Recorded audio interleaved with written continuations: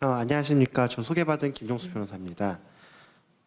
일부에서는 아까 소개하셨던 바와 같이 해고, 임금, 휴가 등과 관련된 내용들을 설명드릴 예정이고요. 주로 2021년도에 제가 생각하는 주요 노동 판례들을 위주로 해서 해당 판례들이 어떠한 의미이며 이 판례들이 추후 그 인사노무 관계에 어떤 영향을 미칠지에 대해서 간략하게 코멘트하는 방식으로 진행하도록 하겠습니다. 순서는 해고, 임금, 휴가 이 순서고요.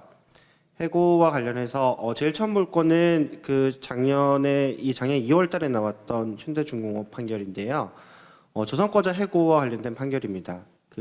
박근혜 정부 때 양대 지침이라고 해서 조선과자 해고와 관련된 지침이 하나 있었고, 그다음에 성과 연봉제와 관련된 지침이 하나 더 있었는데, 그 중에 이제 성과 연봉제와 관련된 부분은 취업규칙 불이익 변경과 관련해서 재판이 많이 진행이 되었고, 이 저성과자와 관련된 부분에 대해서 또 뭐 여러 가지 재판이 많이 진행이 되었었는데, 이번 대법원 판결을 통해서 저성과자에 대한 해고가 어떠한 요건을 갖추면 가능한 것인지 명시했다는 데서 나름 의미가 있습니다. 내용을 좀 살펴보면 근로기준법 제23조 제1항이 적용된다라는 얘기가 맨 처음 나오고요. 그래서 일반적으로 사용자가 근무 성적이나 근무 능력이 불량하여 직무를 수행할 수 없는 경우에 해고할 수 있다라고 정한 취업규칙 등에 따라 근로자를 해고한 경우 평가가 공정하고 객관적인 기준에 따라 이루어진 것일 뿐만 아니라 단순히 다른 근로자에 비해서 성과가 조금 낮다라는 정도로는 어렵고 상당한 기간 동안 일반적으로 기대되는 최소한에도 미치지 못하고 향후에도 개선될 가능성을 인정하기 어렵다라는 정도에 이르렀을 때 해고가 가능하다. 다만 이를 판단함에 있어서 근로자의 지위와 담당 업무의 내용, 그에 따라 요구되는 성과나 전문성의 정도, 근로자의 근무 성적이나 근무 능력의 부진한 정도와 기간, 그다음 문구가 제일 중요한데 사용자가 교육과 전환 배치 등 근무 성적이나 근무 능력 개선을 위한 기회를 부여하였는지 여부, 그다음에 개선의 기회가 부여된 이후 근로자의 근무 성적이나 근무 능력 개선 여부 이런 것들을 고려를 해서 해고의 정당성을 판단하겠다는 취지입니다. 저성과자를 해고함에 있어서 크게 두 가지 방식이 많이 사용되고 있습니다. 하나는 통상 해고 방식이라고 해서 대기 반려 후에 직권 면직을 한다든지 별도의 징계 절차를 거치지 않고 해고를 하는 방식이 있고, 또 다른 하나는 이 저성과 자체를 징계 사유로 삼아 해고하는 방식이 있는데, 이 절차에 있어서 약간 좀 차이가 있고, 그다음에 2016년 1월 22일자 공정인사 지침이 이제 폐지가 되었죠. 이게 폐지가 되었는데 거기에 담긴 내용을 보면은 이 판례 법리와 굉장히 유사하기 때문에 이 공정인사 지침에 따라서 저성과자 관리를 하시면 큰 문제는 없을 거라고 봅니다. 특히 이 판결에 따르면 아까 말씀드렸다시피 이 저성과자 관리 프로그램, PIP라고 부르기도 하고 여러 가지 다양한 이름으로 부르는데, 이 프로그램이 어떻게 구성되어 있는지, 그다음에 이 프로그램에 있어서 근로자가 어떤 성과를 냈는지 이런 부분들이 굉장히 중요하다라는 걸 알 수가 있는데요. 이 저성과자 관리 프로그램이 저성과자의 퇴출 목적으로 이루어진 거라면 당연히 부당한 해고라고 볼 수가 있고, 실제로 저성과자 소송을 해보면 이러한 저성과자 관리 프로그램의 목적이 무엇이냐를 가지고 많은 다툼이 이루어지고 있습니다. 이 판결 사안을 보면은 직무 재배치 교육이란 걸 했는데 직무 재배치 교육 대상자 중 65명 중 46명이 직무에 복귀했고, 그중 22명은 직무 재배치 교육이 마무리되기 전에 이미 복귀했을 뿐 아니라 최종적으로 해고 처분을 받은 것은 원고들 2명에 불과하다라는 사실관계가 있었고요. 그다음에 중간에 직무 재배치 교육 기간 중에 11명이 희망퇴직을 하였으나 회유와 협박 등에 의해서 희망퇴직을 선택할 수밖에 없었다고 볼 자료도 없다라는 점을 인용하면서 법원이 이 사건에선 저성과자 관리 프로그램이 정당하다. 그리고 이렇게 저성과자 관리 프로그램을 했음에도 불구하고 업무 능력이 향상되지 않은 근로자를 해고한 것은 정당하다. 이렇게 판단한 사안입니다. 그래서 이 저성과자 관리 프로그램을 시행을 하고 저성과자에 대해서 해고를 도입하려는 회사들은 이 판결을 되게 눈여겨봐야 될 것 같고, 이 판결에 따라서 그 관련된 절차와 내용들을 정비할 필요가 있다라고 생각합니다. 그다음에 해고 사건과 관련해서 2021년 4월 29일 선고 2016도 57045 판결인데요.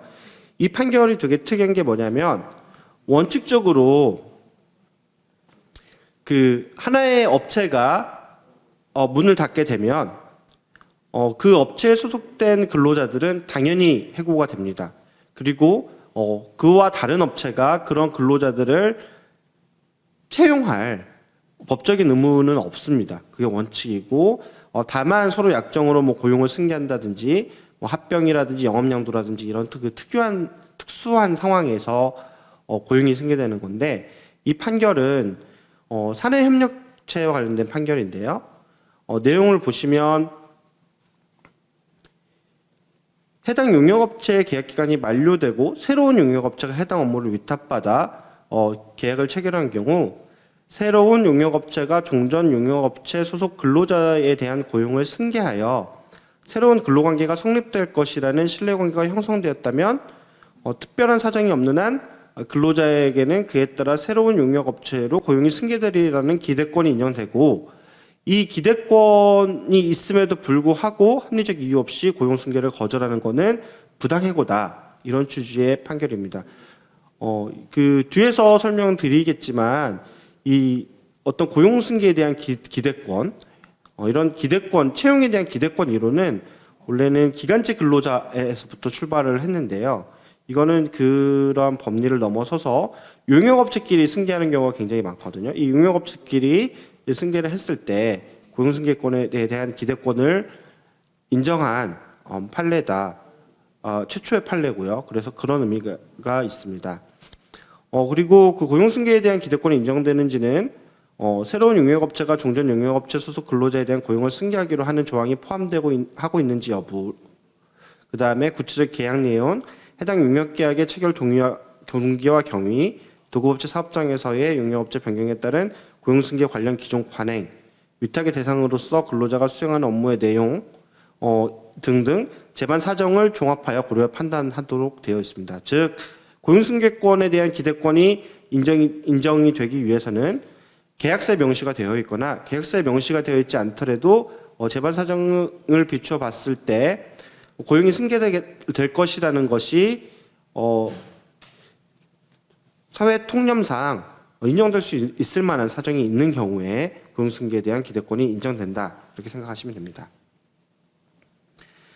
이와 유사한 법리로서 아까 설명드렸다시피 2011년도에 기간제 근로자에 대한 갱신기대권이 인정됐습니다. 이것은 뭐냐면 기간을 정하여 근로계약을 체결한 근로자, 흔히 뭐 계약직 근로자라고 하는데, 계약직 근로자는 기본적으로 근로계약 기간이 만료됨으로써 근로자로서의 신분관계가 종료가 됩니다.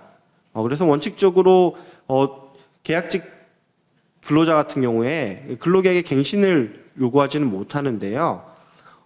이러한 기간제 근로자에 대해서 뭐 갱신을 해주겠다고 약정을 한다거나 아니면 갱신을 해왔던 관행이 있으면 계약직 근로자에 대해서도 합리적 이유 없이 계약 갱신을 거절하는 것은 부당해고다. 이런 취지의 판결이고, 이것이 기간제와 정규직 사이의 관계에서 확정된 게 2016년 판결입니다. 그래서 정규직으로 전환시켜 주겠다라고 하고 계약직 근로계약을 체결했을 때, 이럴 때에도 정규직 전환에 대한 기대권이 생겼기 때문에 합리적 이유 없이 정규직으로 전환하는 것을 거절하는 것은 부당해고다. 이런 취지의 판결이고, 이러한 판례 법리가 확대돼 가지고 아까 설명드렸다시피 용역업체와 용역업체 업체의 변경에 있어서 고용승계에 관한 기대권이 있는 경우에 또 합리적 이유 없이 고용승계를 해주지 않으면 해고다. 이런 취지의 판결이 나온 것입니다.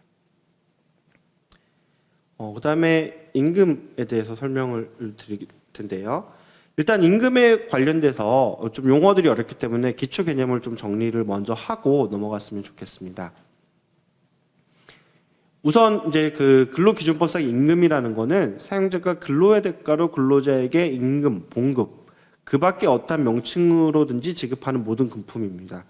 여기서 중요한 거는 명칭은 상관하지 않는다는 거예요. 그러니까 이걸 임금으로 주든 뭐 기본급으로 주든 무슨 수당으로 주든 이런 건 전혀 상관하지 않겠다는 거고요. 임금성을 판단함에 있어서 예전에 그 대법원이 이른바 임금 이원론이라고 해가지고 근로의 대상으로 주는 임금이 따로 있고 그거 말고 근로자라는 지위에서 주는 복리후생적인 임금이 따로 있다. 그래서 그런 임금 이원론을 내세웠던 1994년 판결 이전에는 임금 이원론을 했었거든요. 그 당시에는 근로의 대가로 주는 임금의 영역이 굉장히 작았고 그밖에 뭐 체력 단련비라든지 휴가비라든지 뭐 김장비, 뭐 통근비, 식대 이런 것들은 이거는 근로의 대가로 지급하는 게 아니라 복리후생적인 성격을 가진 거다. 이거는 근로의 대가로 지급한 임금으로 볼 수 없다. 이런 식의 판결이 내려져 오다가 1994년도에 대법원이 그런 임금 이원론을 깨고 원칙적으로 사용자가 근로자에게 지급하는 금품은 원칙적으로 근로의 대가이다. 라는 판결하면서 임금의 범위가 엄청 넓어졌습니다. 그래서 아래에는 이제 그 변경된 판결에 따른 임금의 요건인데 첫 번째는 근로 제공과 직접적으로 관련되거나 그것과 밀접하게 관련되는 것이어야 된다. 두 번째로는 계속적 정기적으로 지급돼야 된다. 세 번째로는 사용자에게 지급 의무가 있어야 된다. 이런 그 세 가지 요건을 내세우고 있습니다. 그래서 이런 것들이 임금이다라는 거고요. 다시 한번 말씀드리지만 당사자 사이에 이를 어떠한 명칭으로 지급하는지는 별로 그다지 중요한 요소는 아닙니다. 평균임금이라는 거는 이를 산정하여야 할 사유가 발생한 날 이전 3개월 동안 그 근로자에게 지급된 임금의 총액을 그 기간의 총 일수로 나눈 금액이고 주로 퇴직금 산정에 사용이 됩니다. 그렇기 때문에 대부분의 임금 소송들은 평균임금을 다투는 소송이고요. 결과적으로는 퇴직금을 내가 미지급받았다. 이거를 임금에 넣었으면 평균임금에 들어가게 되고 따라서 퇴직금을 더 지급받아야 되는데 그런 퇴직금을 제대로 지급받지 못하였다라는 취지로 소송이 제기되고 있습니다. 반면에 통상임금이라는 거는 이 모든 임금 중에서 정기적이고 일률적으로 수정근로 또는 총근로에 대하여 지급하기로 정한 금액이고 이 통상임금은 굉장히 기술적인 개념의 임금입니다. 그래서 연장, 야간, 휴일수당, 연차수당, 주휴수당 등 각종 수당 산정에 사용하기 위한 임금입니다.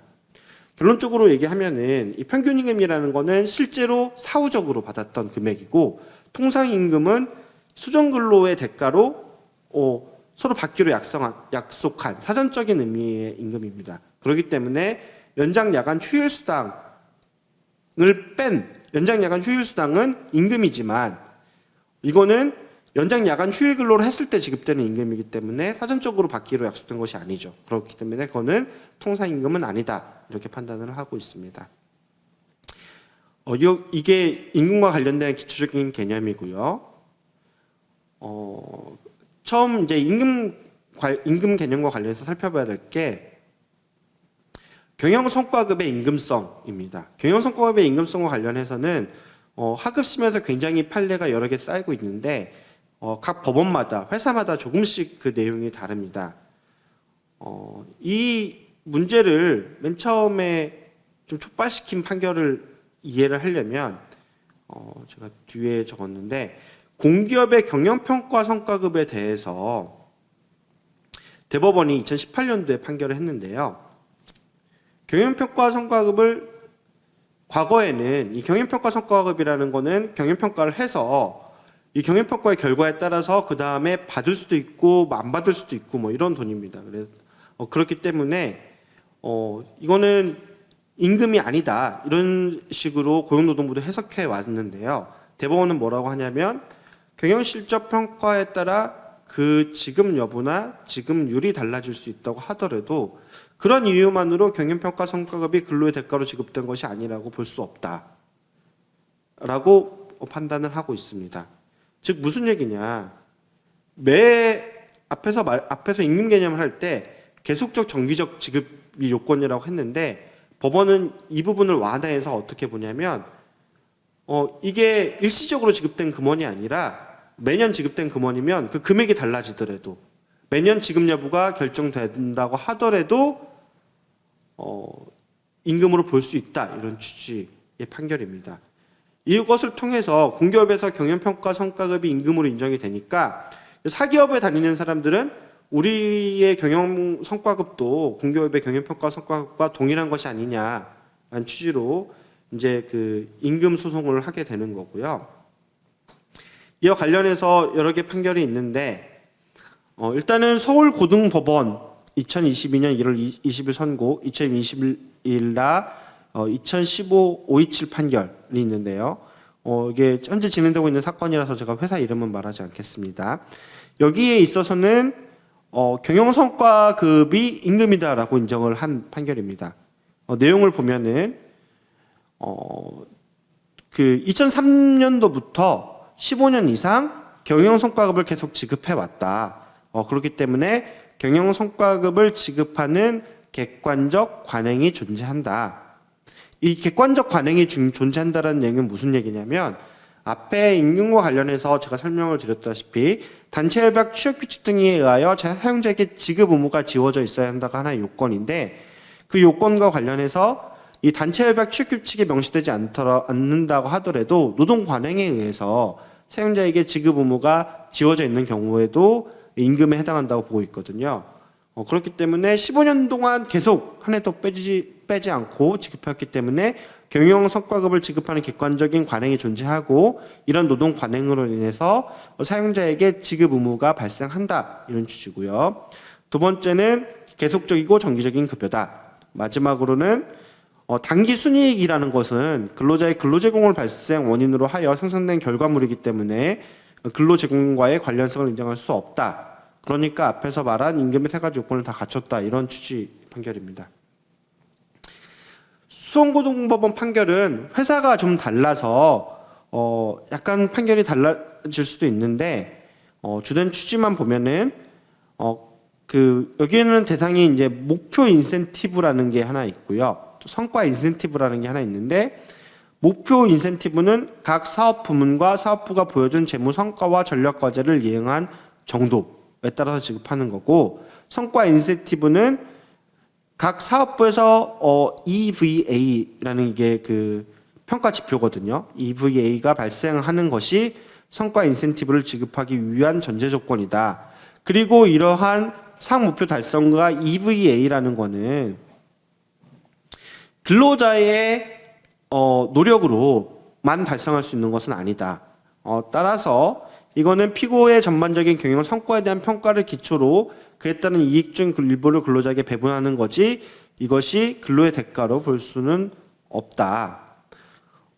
그리고 이 목표 인센티브나 성과 인센티브를 지급과 관련해서 기준이 있었거든요. 그 기준에 대해서 뭐라고 되어 있냐면 이 사건 각 항목을 위해 계산하기 위한 전제가 되는 일정한 기초금액이 구체적으로 정해져 있거나 이를 특정할 수 있는 기준 등이 전혀 마련되어 있지 않기 때문에 근로자가 올해 목표 인센티브, 성과 인센티브를 얼마를 받을지를 계산이 불가능하다. 이런 취지로 규정이 되어 있습니다. 즉 이 두 가지를 합쳐서 법원은 뭐라고 하냐면 사용자에게 지급 의무가 없고 그 다음에 그 근로의 대가로 지급되는 것이 아니기 때문에 경영성과금은 임금이 아니다라는 겁니다. 네, 물론 회사가 달라서 구체적인 증거와 사실관계가 달랐기 때문에 이 두 개의 판결이 직접적으로 배치되는 판결이라고 볼 수는 없지만 내용을 전체적으로 보시면 앞부분 서울고등법원 판결은 그 경영평가성과급의 대법원 판결과 같이 그 매년 지급하는 경영성과급의 금액이나 이 달라진다고 하더라도 경영성과급을 지금까지 매년 지급하기로 객관적인 노동 관행이 형성되었다는 이유로 이 경영성과급의 지급 요건이 되는 단기 순이익이라는 것이 근로자의 근로제공으로 발생한 것이 아니냐, 이 두 가지 이유로 임금성을 인정한 반면에 이 뒤에 거는 단기 순이익에 해당한다고 생각되는 어떤 뭐 목표 달성, EVA 이런 것들은 근로의 대가가 아니다. 이거는 근로자의 노력만으로 달성할 수 있는 것이 아니다라는 부분. 그 다음에 그 앞사건과 달리 뒷사건은 기준이 증거로 제출되었음에도 불구하고 그 기준을 보면은 구체적으로 근로자가 얼마만큼의 경영성과급을 받을지라는 것이 특정되지 않았다라는 이유로 임금성을 부정했다는 점에서 이 두 개의 판결이 과연 양립할 수 있는 것인가라는 좀 의문은 있습니다. 그래서 이 경영성과급의 임금성에 관련해서는 이제 대법원의 판단이 남았는데요. 대법원이 얼마나 좀 시간을 들여서 이것을 판단할지는 잘 모르겠지만 만약에 대법원이 그 공기업의 경영평가 성과급과 같은 기조로 사기업의 경영성과급에 대해서도 임금성을 인정하게 된다라고 할 경우에는 제2의 통상임금 소송 사태와 같은 일이 벌어지지 않을까 하는 우려도 좀 솔직히 있습니다. 그래서 이 부분은 좀 대법원 판결을 좀 잘 지켜보실 필요가 있고요. 회사에서 경영성과급을 지급하실 때에도 각각의 개별 판결들을 잘 보시고 경영성과급이 임금이 아닌 것으로 판단한 판결과 임금인 것으로 판단한 판결의 차이점을 정확히 보셔가지고 임금이 인정이 안 되는 쪽으로 좀 제도를 설계하시면 좋지 않을까라는 생각을 하고 있습니다. 그다음에 통상임금 해당 여부와 관련해서도 뭐 판결이 여러 개 나왔는데요. 일단 통상임금에 대해서 좀 더 구체적으로 알아봅시다. 대법원 그 2013년도 되게 유명한 판결이죠. 이 전원합의체 판결에서 대법원은 통상임금의 요건을 다음과 같이 얘기하고 있습니다. 어떠한 임금이 통상임금에 속하는지 여부는 그 임금이 소정근로의 대가로 근로자에게 지급되는 금품으로서 정기적, 일률적, 고정적으로 지급되는 것인지를 기준으로 객관적 성질에 따라 판단하여야 하고 임금의 명칭이나 지급주기의 장단 등 형식적 기준에 의해 정할 것이 아니다. 이렇게 요건을 제시했거든요. 그래서 그 요건을 크게 두 가지로 나누어서 보고 있습니다. 첫 번째는 소정근로의 대가이냐, 두 번째는 그 임금의 지급 형식이 정기적, 일률적, 고정적으로 지급되느냐, 이 두 가지로 나누어져 있고 앞부분 소정근로의 대가인지 여부를 실질적 요건, 그다음에 정기적, 일률적, 고정적으로 지급되는지 여부를 형식적 요건 이렇게 부릅니다. 그래서 지금까지 많은 통상임금 소송에서 문제가 됐던 게 이 정기성, 일률성, 고정성 이런 것들이 많이 문제가 됐고 뭐 그 여기 수업 들으시는 분, 강의 들으시는 분들도 굉장히 이 부분에 대해서는 뭐 많이 익숙하실 거예요. 그래서 뭐 재직 조건부가 뭐 고정성이 있느냐 없느냐, 뭐 어떤 임금이 일률적인 임금이냐, 뭐 이런 식의 뭐 논의들이 굉장히 많이 해왔고 예전 강의에서도 많이 얘기됐을 거라고 생각합니다. 근데 올해에 들어서서 대법원 판결이 여러 개 나왔는데 이 부분은 이제 정기성, 일률성, 고정성보다는 과연 그러한 임금들이 소정근로의 대가이냐 이런 게 문제가 좀 됐습니다. 이 전원합의체 판결에서 소정근로의 대가의 일반론을 아래처럼 얘기를 했는데 그 소정근로에 대한 소정근로의 대가라 함은 근로자가 소정근로 시간에 통상적으로 제공하기로 정한 근로에 관하여 사용자와 근로자가 지급하기로 약정한 금품이다 이렇게 되어 있습니다. 소정근로시간이라는 개념이 굉장히 중요한데요. 소정근로시간은 근로계약을 체결할 당시에 사용자와 근로자가 몇 시간을 일하겠다라고 약속한 시간이 근로시간입니다. 통상적으로는 법정 근로시간인 8시간을 일하겠다라고 약속을 하기 때문에 대부분의 사안에서는 수정근로시간이 8시간인데요. 단시간 근로자의 경우에는 6시간이 될 수도 있고 경우에 따라서는 시간의 근로수당을 포함한 10시간이 수정근로시간으로 할 수도 있습니다. 하여튼 수정근로시간은 양 당사자 사이에 약속한 거고요. 물론 뭐 법에 따라서 법정 근로시간을 초과하는 수정근로시간에 대해서는 시간의 근로수당을 지급해야 되니까 통상적으로는 8시간 이내로 수정근로시간이 정해집니다. 그래서 여러분들이 생각하시기 편하게 하시려면 8시간이다. 정규 근로시간이다. 이렇게 생각하시면 될 것 같습니다. 그러니까 그 사용자와 근로자가 계약을 체결을 했을 때 이 정규 근로시간 8시간의 임금을 얼마를 주기로 약속을 했느냐. 이게 통상임금인지 아닌지 여부를 판단하는 데 있어서 기준이 된다라는 부분을 먼저 이해를 하시면 그다음 판결들이 이해하기가 굉장히 쉬울 것 같습니다. 그래서 2022만 4,739 판결은 이른바 고정 OT라고 부르는 부분이 통사임금인지 여부가 문제가 됐습니다. 그래서 이게 약간 좀 히스토리가 복잡한데 내용을 보시면 처음에는 기본급의 20% 상당액을 시간의 수당으로 지급하기로 1994년 이전에 약정을 했습니다. 이거는 제가 뒤에서 포괄임금제라는 걸 설명할 때 다시 말씀드리겠지만 포괄임금제 중에 포괄임금제 중에 그 수당제도를 채택을 한 경우입니다. 고정수당제도를 채택한 경우고요. 그러니까 연장 야간 근로시간을 실제로 재지 않고 연장 야간 근로시간을 월말 하든 기본급의 20%를 무조건 주겠다 이렇게 약정한 포괄임금제 약정이고요.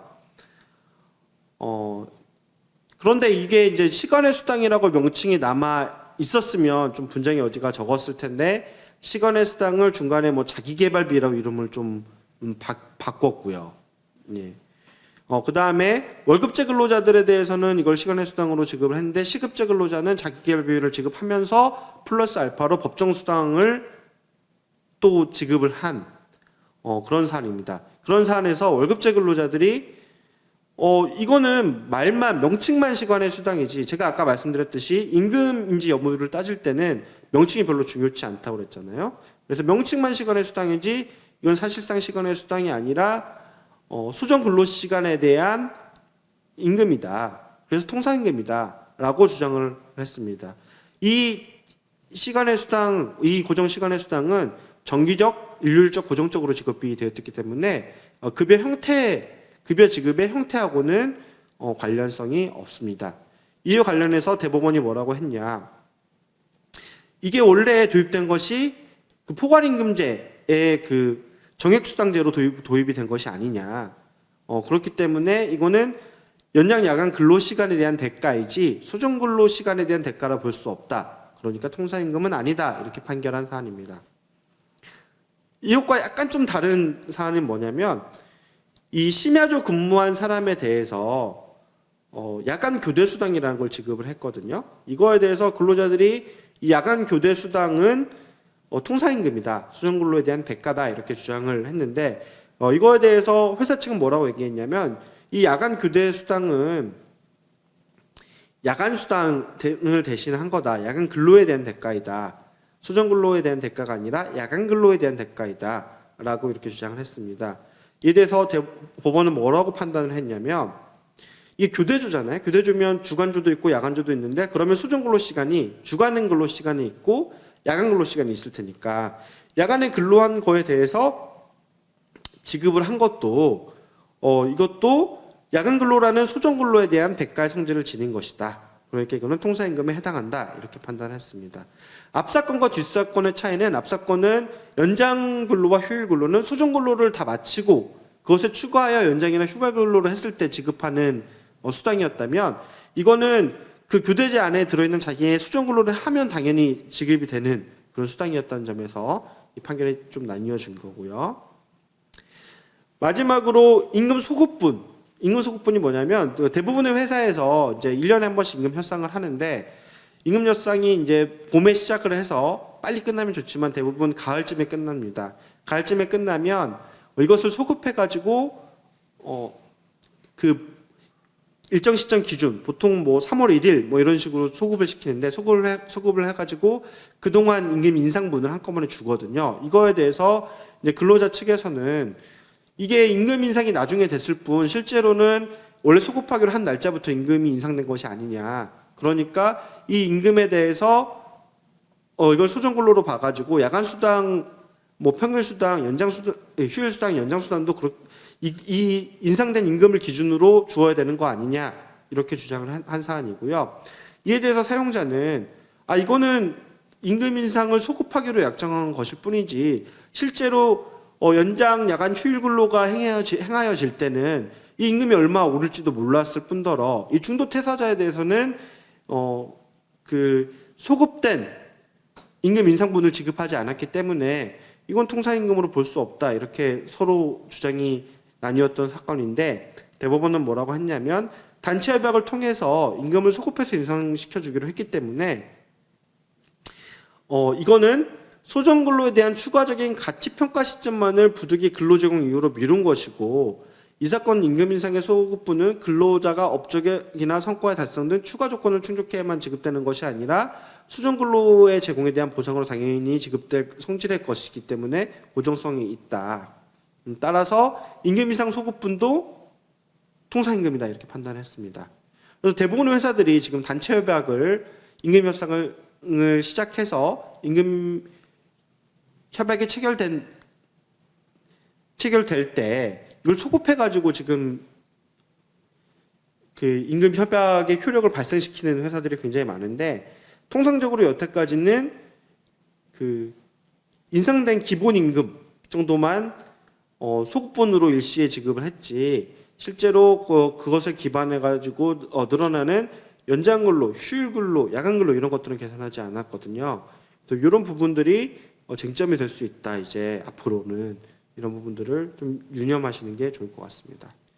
그다음에 마지막으로 이제 대법원 2021년 12월 16일 2016-10544 판결인데 이 판결에서 이제 대법원이 그 과거 통상임금 소송에서 신의 측의 적용을 엄격하게 해야 된다라는 정도의 좀 과거의 판결이 그쳤다면 이 판결에서는 기업이 정말 이 돈을 지급할 수 없는 상황이었다. 그러니까 영구적으로 경영상의 어려움이 있는 상황이 아니었라면 이 신의 측 적용을 할 수 없다라는 요건을 좀 더 엄격화한 판결입니다.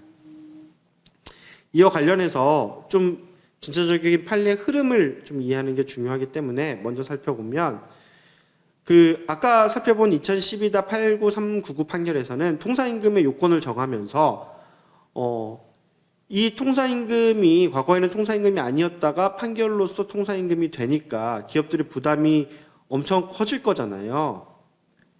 예, 이 엄청 커지니까 요거에 대해서 이거를 어떻게 처리할 거냐라는 부분과 둘러싸고 대법원이 이게 근로자에게 당연히 줘야 될 돈이긴 하지만 이 돈을 줌으로 인해 가지고 회사가 망하면 안 되지 않느냐. 그렇기 때문에 회사가 망할 정도가 되면은 신의 측을 적용을 해서 원래는 줘야 되는 돈이지만 안 줘도 된다라는 취지의 판결을 하겠다라는 그런 판단을 했습니다. 그래서 그 내용을 보면은 근로자 측의 정기상여금을 통사임금에 가산하고 이를 토대로 추가적인 법정수당의 지급을 구함으로써 사용자에게 예측하지 못한 새로운 재정적 부담을 지워 그 다음에 중요한데 중대한 경영상의 어려움을 초래하거나 기업의 존립을 위태롭게 하는 것은 정의와 형평관념에 비추어 신의의 현저히 반할 수 있다. 그러니까 법적으로는 근로자 말이 맞지만 이런 경우에는 사용자가 지급을 하지 않아도 된다라는 취지의 판결을 했는데 2019년에 이르러서는 이 신의 측을 엄격하게 적용을 해야 된다라는 취지의 판시를 합니다. 그래서 마지막만 보시면 근로자의 추가 법정 수당 청구가 사용자에게 중대한 경영상의 어려움을 초래하거나 기업의 존립을 위태롭게 하여 신의 측에 위배되는지는 신중하고 엄격하게 판단해야 한다. 이렇게 2019년도에 판시를 했고요. 그게 구체적으로 적용된 게 이 사안인데 이 사안 같은 경우에는 통사임금 판결이 나왔을 당시에 회사가 굉장히 어려웠거든요. 그 구조조정 시기였고 뭐 당시에 뭐 회생 절차는 아니었지만 워크아웃 절차에 있었던 사안이고 그렇게 어려운 사안이었는데 이거에 대해서 대법원은 뭐라고 했냐? 기업이 일시적으로 경영상의 어려움에 처하더라도 사용자가 합리적이고 객관적으로 경영 예측을 하였다면 그러한 경영 상태의 악화를 충분히 예견할 수 있었고 향후 경영상의 어려움을 극복할 가능성이 있는 경우에는 신의 측을 들어 근로자의 추가 법정 수당 청구를 쉽게 배척해서는 안 된다. 이렇게 판결을 했습니다. 그러면서 피고의 경영 상태는 원고들이 이 사건 소를 제기한 이후 급격히 악화되었다가 사실심 변론 종결 무렵에는 어느 정도 회복세를 보이고 있었다. 그러니까 앞으로 돈 줄 때는 회사가 더 나아지지 않겠느냐. 그러니까 돈을 지급해야 된다라는 취지의 판결이고요. 이 판결을 통해서 이제는 통사임금 소송에서 더 이상 신의 측 항변이 받아들여질 수 있는 상황은 거의 없다. 뭐 기업이 거의 도산에 이르기 전까지는 불가능하다라는 정도의 판시로 이해가 되고 있습니다. 그 다음에 2018-29804 판결은 포괄임금 약정과 관련된 판결인데요. 이와 관련해서 좀 일반론을 먼저 좀 봅시다. 포괄임금 약정이라는 거는 아까 좀 간략히 설명을 드리기도 했지만 사용자와 근로자가 기본 임금을 미리 정하지 않은 채 법정 수당까지 포함된 금액을 월 급여액이나 일당 임금으로 정하거나 기본 임금을 미리 정하면서도 법정 제수당을 구분하지 않은 채 일정액을 법정 제수당으로 정하여 이를 근로시간 수와 관계없이 지급하는 것. 이게 포괄임금제의 정의고요. 이 포괄임금제는 두 가지가 있을 수 있어요. 하나는 정액급제라고 해가지고 아예 기본급에 다 녹여버리는 겁니다. 그래서 포괄임금, 연장근로, 야간근로, 뭐 휴일근로를 포함해가지고 총합 얼마를 지급한다라고 하는 거고, 이 항목을 분리해가지고 수당으로 주는 정액수당제, 이 두 가지가 있는데 앞에서 보신 그 고정 OT 사안은 이제 정액수당제 사안이었고요. 그래서 이 포괄임금제의 정의는 이런 건데 2009년도 판결에서 법원이 이 포괄임금제 약정은 그것이 근로기준법이 정한 기준에 미치지 못하는 근로조건을 포함하는 등 근로자에게 불리하지 않고 여러 사정에 비추어 정당하다고 인정될 때는 유효하다. 이렇게 판시를 했고, 이 뒤에 여기에는 안 적혀 있는데 그 유효성 관련된 판이 이제 주로 문제가 됐습니다. 그래서 유효성 관련된 판결에서 판례들이 점점점 엄격해져 가지고 근로자의 실근로시간 측정이 불가능한 경우, 어려운 경우, 감시 단속적 근로와 같은 경우, 이런 경우를 제외하고는 포괄임금 약정의 유효성을 인정할 수 없다라는 취지의 대법원 판시가 나오기도 했는데, 최근에는 그 유효성까지도 가기 전에 포괄임금 약정 성립에서 좀 커트 당하는 경우가 많습니다. 그래서 이런 포괄임금제 약정이 성립하였는지는 전체적 종합적으로 고려해서 구체적으로 판단을 해야 되는데, 기본급과 별도로 연장, 야간, 휴일 근로수당 등을 세부 항목으로 명백히 나누어 지급하도록 단체협약이나 취업규칙, 급여규정 등에 정하고 있는 경우에는 포괄임금제가 아니고, 단체협약 등의 일정 근로시간을 초과한 연장 근로시간에 대한 합의가 있다거나 기본급의 수당을 포함한 금액을 기준으로 임금 인상률을 정하였다는 사정 등은 포괄임금제에 관한 합의가 있다고 섣불리 단정할 수는 없다라는 게 이제 대법원의 판례 취지입니다. 즉, 양 당사자가 몇 시간 연장 근로를 하기로 합의를 했다고 하더라도 그거에 대해서 그 수당을 그것에 대해서 수당을 명백하게 정해놓은 케이스에 대해서도 포괄임금 약정의 성립을 부정하는 게 대법원의 판시였습니다. 이러한 판시에 따라서 이제 원심에서는 이 포괄임금 약정을 부정을 했는데요.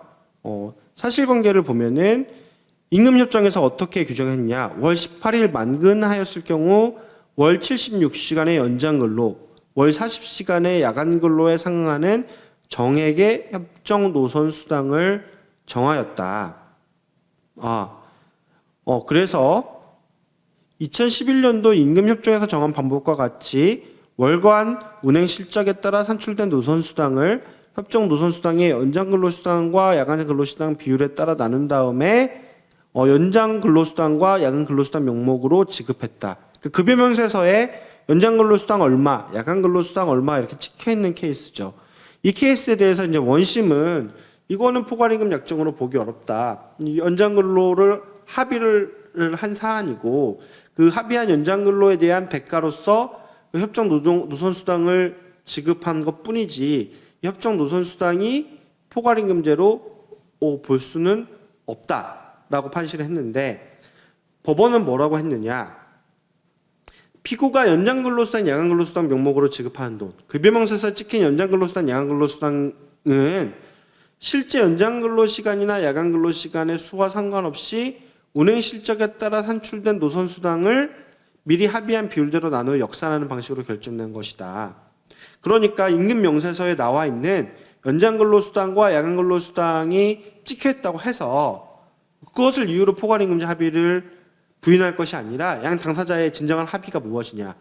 양 당사자의 진정한 합의는 실제의 연장 근로와 야간 근로와 상관없이 정해진 금액을 지급하는 것이 아니었느냐.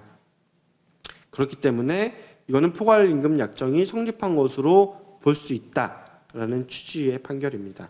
포괄임금 약정의 성립과 관련해서 좀 하급심에서 갈수록 좀 그 과거의 대법원 판결을 엄격하게 해석하면서 포괄임금 약정 자체를 통제하려는 경향을 보이는데 대법원이 이를 통해 가지고 포괄임금 약정의 범위와 요건을 좀 완화시켜준 판결로 이해가 되고요.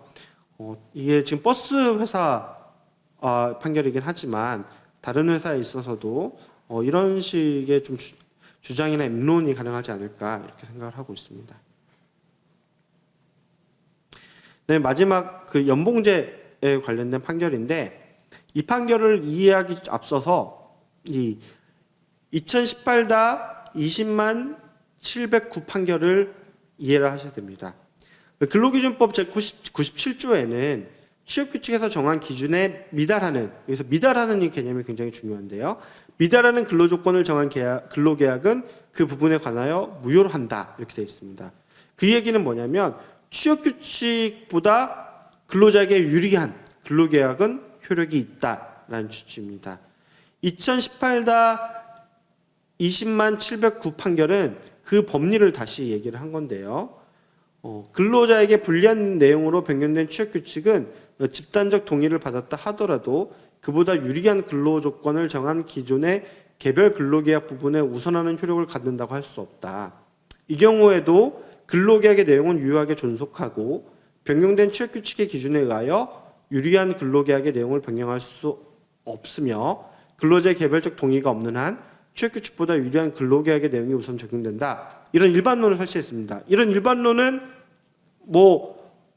근로기준법이니까 근로기준법에서 정해진 내용을 해석한 거니까 틀렸다고 말을 하기가 어려운데요. 이 구체적 사안이 무슨 사안이냐면 매년 개별 연봉계약을 체결하는 그 회사에서 임금피크제를 도입하기로 했는데 임금피크제를 도입하면서 이걸 취업규칙인 임금피크제 운용 세칙으로 만들고 근로자 과반수의 동의를 받았습니다.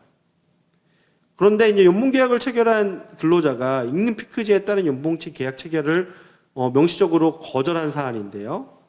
이 거절한 거에 대해서 매년 연봉계약을 체결을 했으면 이게 당사자 사이에 연봉에 대한 개별 합의가 있는 거니까 이것을 변경하려면 근로자의 개별적 동의를 받아야 된다라고 해서 이른바 이 판결이 임금피크제를 무력화한다라는 비판을 많이 받았고요. 실제로 임금피크제 소송에서 이 판결이 엄청 많이 인용이 됩니다. 그런데 임금피크제 사안은 아니지만 다른 사안에서 대법원이 이 법리가 적용되는 내용을 제안을 했습니다. 그 제안의 내용이 뭐냐면 근로자와 사용자가 취업규칙에서 정한 기준을 상회하는 근로조건을 개별 근로계약에서 따로 정한 경우에 하나여 적용될 수 있고 개별 근로계약에서 근로조건에 관하여 구체적으로 정하지 않고 있는 경우 근로계약 보면 그런 거 많잖아요. 뭐뭐뭐에 관해서는 회사의 규정에 따른다 이렇게 되어 있는 경우에는 취업규칙 등에서 정하는 근로조건이 근로자에게 적용된다 라고 판시를 해서 과거의 대법원 판결 내의 적용 범위를 명확히 한 대법원 판결입니다. 그래서 의미가 있고요. 이 사안에 대해서 좀 더 추가로 설명을 드리자면 아랫단락에 보시면 원래 호봉제로 했다가 연봉제로 바꿨어요. 호봉제는 아시다시피 호봉에 따라서 급여가 지급되니까 별도의 연봉 계획이 없잖아요. 근데 이 조교수라는 사람이 이 원고가 호봉제에서 연봉제로 바꿀 때 내 개별적 동의를 받지 않았다라는 이유로 이 연봉제는 무효다라고 소송을 진행한 사안인데 이 법원에서는 출규칙 불이익 변경 절차를 밟으면 되지 근로계약을 변경하는 개별적 동의는 필요 없다라는 취지로 판시한 사안입니다. 그 다음에 임금 관련돼서 마지막 판결인데요. 좀 임금 부분이 판결이 많아서 약간 좀 지루하실 수 있는데 이거는 차별과 관련된 판결입니다. 차별과 관련해서 현재 우리나라에서 차별 금지하는 게 굉장히 많은데요. 기간제, 비정규직, 그다음에 여성, 그다음에 연령 이런 걸 사유로 한 차별 금지를 법에서 금지하고 있습니다. 내용은 대동소이한데요. 기간제법 제8조에 보면은 사용자는 기간제 근로자임을 이유로 해당 사업 또는 사업장에서 동종 또는 유사한 업무에 종사하는 기간에 정함이 없는 근로계약을 체결한 근로자, 말이 길지만 정규직 근로자라고 생각하시면 됩니다. 정규직 근로자에 비하여 차별적 처우를 하여서는 아니 된다 이렇게 규정을 하고 있고요. 따라서 기간제 근로자와 정규직 근로자의 임금의 차등이 있는 경우에 그것은 차별적 처우가 될 수가 있죠. 근데 모든 차별적 처우가 다 차별금지 위반이냐? 그렇지는 않고 합리적 이유 없이 불리하게 처우하는 것. 그러니까 합리적 이유가 있으면 차별이 아닙니다. 그러면 기간제 근로자랑 정규직 근로자가 임금이 다를 경우에 어떤 경우에 합리적 이유가 있고 어떤 경우는 합리적 이유가 없느냐? 이게 좀 문제가 될 거잖아요. 이에 관련해서 이제 그 법원이 이제 2016도 47857 판결에서 기간제 근로자와 정규직 근로자 사이에 임금차별의 판단 방법의 일반론을 설치를 했는데요. 원칙적으로 기간제 근로자가 불리한 처우라고 주장하는 임금의 세부 항목별로 비교 대상 근로자에 비교해서 불리한 처우가 존재하는지를 판단하라는 게 기본적인 취지입니다. 이게 무슨 얘기냐? 기본급은 기본급대로, 수당은 수당대로, 성과급은 성과급대로 이렇게 임금 항목을 맞춰서 판단하는 게 원칙인데 기간제 근로자와 비교 대상 근로자의 임금이 서로 다른 항목으로 구성되어 있거나 기간제 근로자가 특정 항목은 비교 대상 근로자보다 불리한 대우를 받는 대신에 다른 특정 항목은 유리한 대우를 받는 경우, 예를 들어서 기간제 근로자가 성과급은 못 받는데 기본급이 높다거나 또는 특정 수당은 못 받지만 기본급이나 성과급을 많이 받는다거나 이런 경우가 있을 수 있겠죠. 이런 경우에는 범주별로 구분해서 판단을 해야 된다 이런 취지 판결입니다. 이에 따라서 대법원은 이제 기본 연봉과 성과급을 나눠서 구별을 했는데요. 기본 연봉의 경우에는 합리적 이유가 있다라고 판단했습니다. 합리적 이유가 있다고 판단한 이유는 그 정규직 연구원하고 계약직 연구원들하고 학위, 경력, 연구 실적 이런 것들에 대해서 차이가 있고 특히 이 연구원 같은 경우에는 연구원 속성이 있어가지고 고정된 어떤 호봉제를 적용하는 게 아니라 정규직 연구원들 사이에서도 개별 연봉제, 그러니까 프로야구 선수와 같은 완전 연봉제를 실시한 사안입니다. 그렇기 때문에 이건 합리적 이유가 있다 보고 성과급 같은 경우에는 정규직은 성과급을 주는데 기관제에 대해서도 근무 성과 평가에서 동일한 기준으로 주면 되는데 왜 기관제 연구원들에게 별도의 성과급 기준을 적용했느냐? 그렇기 때문에 합리적 이유가 없다라고 판단을 했습니다. 그래서 그 기간제를 사용하는 사업장 같은 경우에는 이런 임금차별과 관련된 소송들이 많이 제기가 되기 때문에 기본적으로는 정규직과 똑같은 시스템, 기본적으로는 정규직과 똑같은 시스템을 갖춘 그 급여 제도를 사용하시는 게 원칙이고요. 급여 제도가 다를 때는 합리적 이유가 있는지 여부를 반드시 좀 고려를 하셔야 될 것 같습니다. 그리고 이건 기간제 근로자 차별 문제기도 하지만 요즘 또 많이 문제가 되는 게 이제 기간제 근로자들이 무기계약직으로 전환을 해가지고 자기들이 기존의 정규직과 급여가 다르다 이런 식의 차별금지 소송도 많이 제기가 되고 있고요. 그 경우에는 이제 그 기간제 같은 경우는 기간제법이라는 게 있는데 무기계약직은 기간에 정함이 없는 근로자니까 기간제법이 적용되지 않잖아요. 그렇기 때문에 근로기준법에 사회적 신분으로 인한 차별금지 조항을 가져온다든지 남녀고용 차별법에 동일노동 동일임금 조항을 가져온다든지 라는 식의 좀 주장들이 많이 되고 있습니다. 예, 마지막으로 휴가와 관련된 판결인데요. 앞에 그 해고와 임금 관련된 판결들은 좀 판결 자체가 굉장히 임팩트가 크고 그 실제로 인사노무를 함에 있어서 굉장히 그 중요한 그 크리티컬한 결과들을 가져올 수 있는 판결이라면 이제 이 휴가와 관련된 판결들은 기존에 여러분들이 알고 계신 지식 또는 고용노동부 행정해석과 좀 달라진 부분들을 좀 설명해 드리고자 제가 가져왔습니다. 이 휴가 관련된 거는 일단은 좀 판결을 먼저 읽어보죠. 여기 보면은 이 판결의 내용을 보면은 근로기준법 제60조 제1항은 최초 1년간 80% 이상을 출근한 근로자가 그 다음해에도 근로관계를 유지하는 것을 전제로 하여 2년차에 15일의 유급휴가를 주어야 한다라는 취지로 해석해야 된다. 그렇기 때문에 1년의 기간제 근로계약을 체결해서 1년의 근로계약 기간이 만료된과 동시에 근로계약 관계가 더 이상 유지되지 않은 근로자에게는 15일의 유급휴가를 2년차 유급휴가인 15일의 유급휴가를 줄 필요가 없다라는 게 판결의 판시입니다. 이 판결이 왜 나오게 되었는지에 대해서 좀 설명해 드리도록 하겠습니다. 연차휴가 규정이 이렇게 돼 있어요. 이게 이제 그 개정된 연차휴가인데 사용자는 1년간 80% 이상 출근한 근로자에게 15일의 유급휴가를 주어야 한다. 예. 그 다음에 사용자는 계속하여 근로한 기간이 1년 미만인 근로자 또는 1년간 80% 미만 출근한 근로자에게 1개월 개근 시 1일의 유급휴가를 주어야 된다. 이렇게 두 가지 조항으로 되어 있습니다. 이게 개정된 근로기준법인데요. 이 항이 들어간 취지는 과거에는 1년간 80% 이상 출근한 근로자에게 15일 이상의 유급휴가를 주어야 된다라고 되어 있고 1년차 때는 1개월 개근하면 유급휴가를 쓸 수 있는데 이거를 2년차 휴가에서 공제하도록 되어 있었거든요. 이러다 보니까 그 회사를 입사하자마자 1년간은 유급휴가를 잘 쓰지 못하는 거예요. 이런 문제점을 좀 시정하고자 계속하여 근로한 기간이 1년 미만인 근로자에도 1개월 개근 시 1일의 유급휴가를 주도록 이 항을 가져왔죠.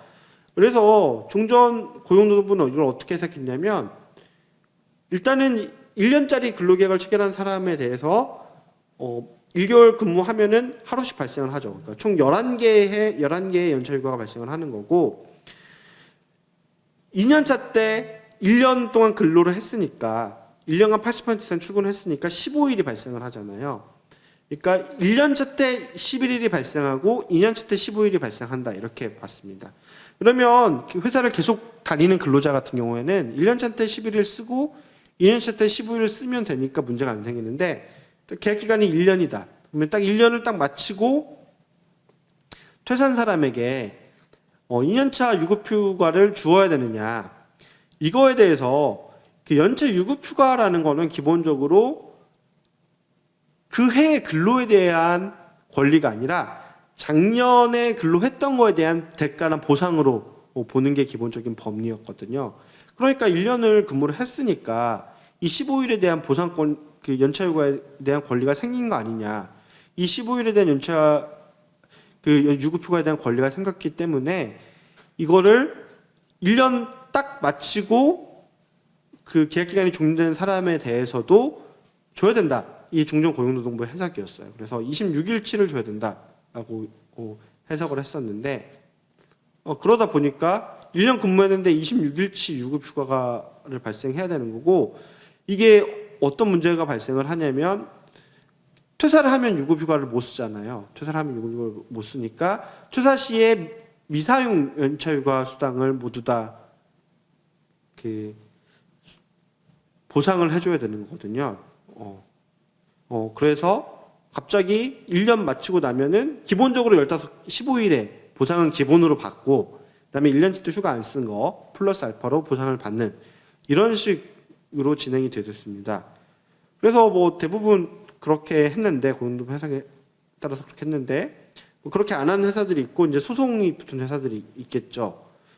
그래서 소송을 한 결과 앞에서 대법원이 뭐라고 했냐. 연차 휴가를 사용할 권리, 두 번째 단락인데요. 연차 휴가 수당 청구권은 여기요. 근로자가 전년도의 출근율을 충족하면서 근로를 제공하면 당연히 발생하는 것으로서 연차 휴가를 사용할 해당 연도가 아니라 그 전년도 1년간의 근로에 대한 대가라는 점. 이 부분은 앞에서 설명드린 그 법리 그대로 가져온 거고요. 요 논리가 그대로 가면 15일을 줘야 된다라는 논리가 되겠죠. 왜냐하면 전년도 근로에 대한 대가니까. 그런데 일정 기간 출근한 근로자에게 일정 기간 유급으로 근로 의무를 면제함으로써 정신적, 육체적 휴양의 기회를 제공하고 문화적 생활의 향상을 기하기 위한 것이라는 연차 휴가 제도의 목적을 고려하면 퇴사한 사람에 대해서는 연차 휴가를 줄 필요가 없지 않겠느냐, 이런 취지입니다. 그래서 11일만 주면 된다.